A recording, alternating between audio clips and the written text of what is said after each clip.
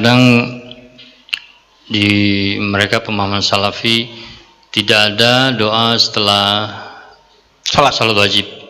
Tapi antara sholat sunnah qobliyah sampai iqamat itu justru mereka angkat tangan. Itu kadang mereka bilang, nggak ada loh, Nabi nggak ngajarin gitu. Jadi jangan berdoa gitu. Sikap kita gimana kalau kita? Atau hal yang lain tentang mereka bilang bidah gitu. Itu akibat tidak memahami hadis dan membaca kitab-kitab sunnah secara jami', secara utuh. Kitab sunnah kan banyak. Hadis mengenai ma bainal azanain da'watun mustajabah. Antara dua azan, orang Hanafiyah kan qomatnya kayak azan, Pak. Maka hadis ini harus diterjemahkan versi Hanafiyah. Qomat itu yang disebut azan kedua. Antara dua azan ada doa yang mustajab. Gitu ya. Itu kan satu hadis. Kan ada hadis lain.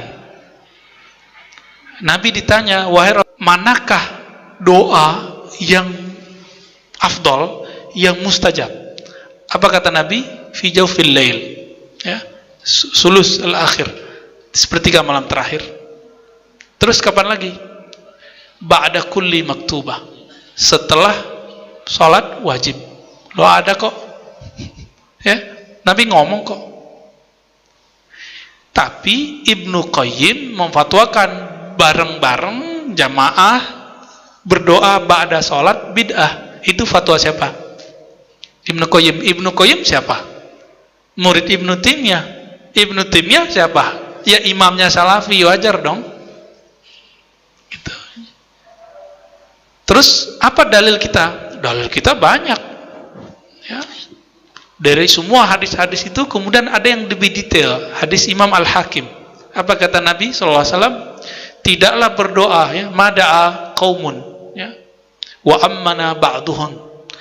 Tidaklah berdoa satu kaum lalu diaminkan oleh kaum yang lain, illa ajabahullah, kecuali Allah pasti mengijabahnya. Hadis Imam Hakim, dan hadis ini dianggap sahih oleh beliau.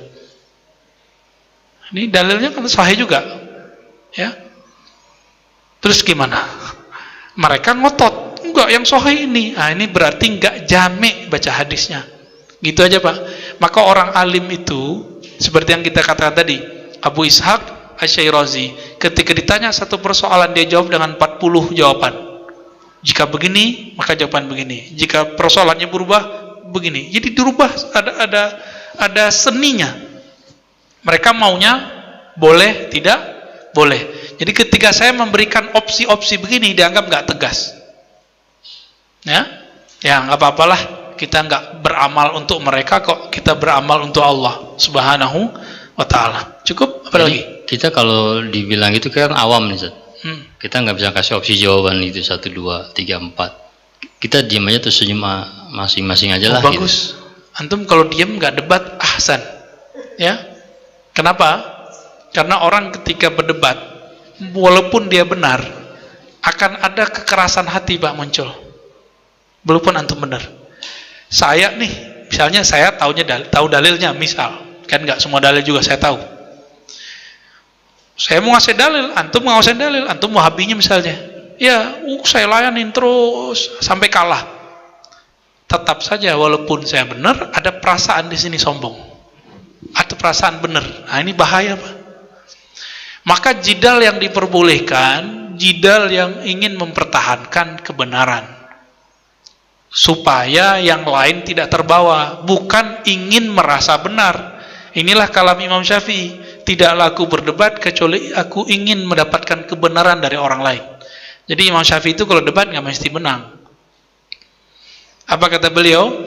Saya kalau mendebat orang pintar pasti dia kalah.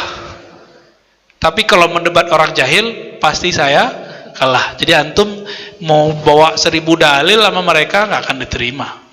Karena diksi-diksinya begitu. Ya. Diksinya begitu, Pak. Yang tidak menghormati Ibnu Taimiyah berarti jahil. Jadi kita udah dituduh jahil duluan. Yang membagi bid'ah menjadi lebih dari satu berarti dia lebih pintar dari Rasulullah. Jadi diksinya udah didoktrin. Padahal tanya balik, mana dalilnya bahwa yang mengatakan lebih itu lebih pintar dari Rasulullah? Kebingungan juga mereka. Jadi nggak usah pakai dalil. Kadang kalau ngomong sama mereka Pak, mainin aja kalamnya dia. Ya. Assalamualaikum Buya, mohon dijelaskan asbabul wurud kullu bid'atin dolalah yang menjadikan kekhususan makna hadis ini.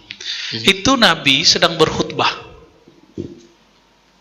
Ketika Nabi berkhutbah, Nabi mengatakan sebuah kalam, ya, khairul hadi hadi Muhammad, ya, sebaik hidayah adalah hidayah Muhammad, ya, sebaik-baik kalam adalah kalamullah, ya.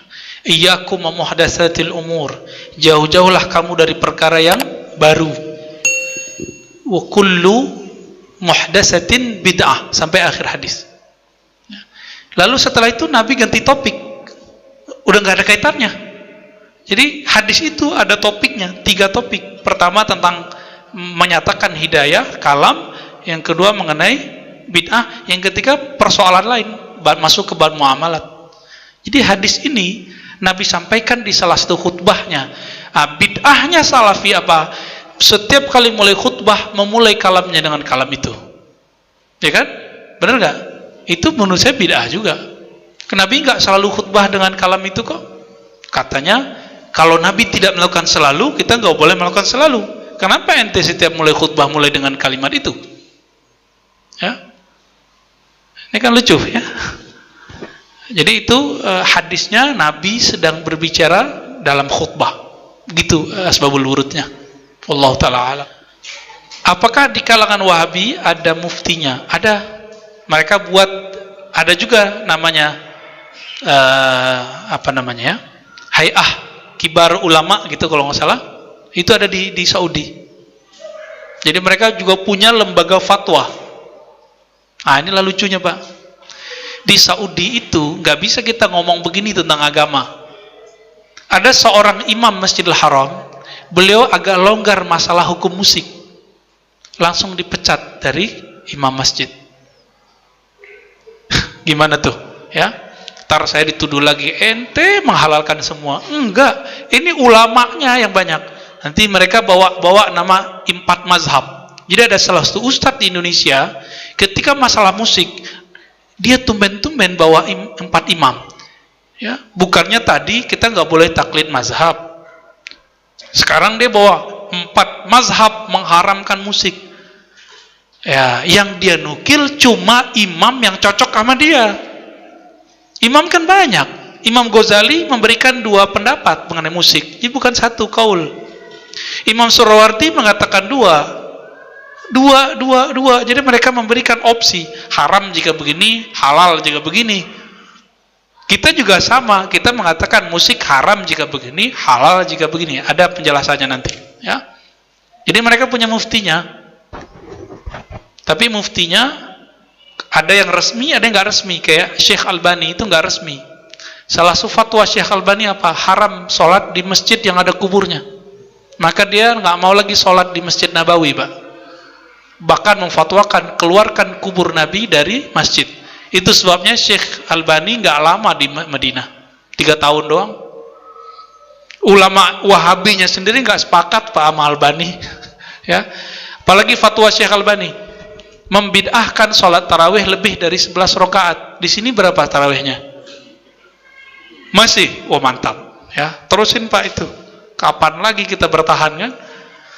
Kata Syekh Albani berapa? Mesti 11. Lebih dari 11 sama dengan menambahkan sholat-sholat yang lain menjadi 5 rakaat. Waduh gawat tuh ya. Jadi dia berfatwa sesuka-suka isi perutnya. Ditanya mengenai persoalan orang-orang yang sedang di Palestina.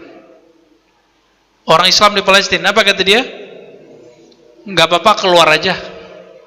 Jadi orang-orang Islam di Palestina keluar aja, cari tempat yang lain. Jadi nggak disuruh jihad sama dia, Pak. Inilah lucu-lucunya ya, Syekh Albani. Dan dia memfatwakan macam-macam hal, masuk nanti masalah tasbih. Oke? Bagaimana mereka menanggapi ayat mutasyabihat? Nah, kita sudah dibahas di awal mengenai tentang takwil, ya, mengenai tentang perbedaan mereka dengan Asy'ariyah. Ayat mutasyabihat mengenai sifat-sifat Allah. Ulama Wahabi tidak meyakini ada ayat mutasyabihat. Itulah pendapat Ibnu Taimiyah. Semua ayat itu disebut muhkamat. Maka istiwa itu tidak disebut mutasyabihat. Istiwa ya duduk, selesai. Allah di langit, nggak ada boleh pertanyaan lagi. Gitu. Tapi sebenarnya mereka sebagian itu membatasi diri bahwa maksudnya istiwa beda dengan istiwa yang kita bayangkan. Masih oke. Tapi kalau sudah bilang duduk, kita nggak ada ampun, Pak. Kita kritisi. Apalagi mereka mengatakan Allah duduk di atas arsy dengan zatnya. Ah, ini akibat karena mereka tidak meyakini ada ayat yang mutasyabihat. Ya. Oke. Fadhal. Ada satu. Ibu ada satu nggak? Satu lagi dari Ibu. Sebelum kita tutup ada pertanyaan? Oh, nggak ada, Sat. Udah ya? Iya. Nah, kalau disimpulkan ada dua hal. Pertama tentang fatwa. Jadi fatwa itu tidak boleh sembarangan. Dia ada perangkat-perangkatnya. Maka haram seseorang berfatwa jika tidak menguasai perangkat-perangkatnya itu. Perangkatnya ini yang disebut keilmuan. Dan yang kedua, hati-hati ketika bahas bid'ah. Nah, Salafi seperti yang ditulis oleh Syekh Ali Jum'ah sangat menggampangkan fatwa sampai orang-orang yang baru ngaji Salafi pun sudah mulai berfatwa, bahkan nyalahin kita yang sudah lama ngaji dan kita sampai sekarang nggak berani berfatwa. Ya, mereka berani fatwa. Apalagi dalam persoalan bid'ah, anak-anak yang baru ngaji pun di kalangan mereka berani mengatakan Kiai anu bid'ah, ya, Kiai anu sesat. Nah, ini musibah, maka disebut oleh beliau di depannya fawdha, ya. Ini musibah besar yang harus kita tangani, dan kita berdoa kepada Allah semoga kita, keluarga, anak-anak kita terjaga dari musibah ini, musibah sempitnya pemahaman. Nauzubillah min dzalik wa nasallallahu al-'afwa wal 'afiyah fid din dunya wal akhirah. Ya Allah, berikan kami keselamatan di dunia dan akhirat. Berikan kelaman hati dalam diri kami. Allahumma rzuqna salamatas sadar, berikan kami keselamatan hati. Buang dari dalam kolbu kami kebencian, buang dari kolbu kami perasaan merasa paling benar. Matikan kami ya Rabb dalam husnul khatimah. Rabbana atina fid dunya hasanah wa fil akhirati hasanah wa qina adzabannar. Walhamdulillah rabbil alamin. Assalamualaikum warahmatullahi wabarakatuh.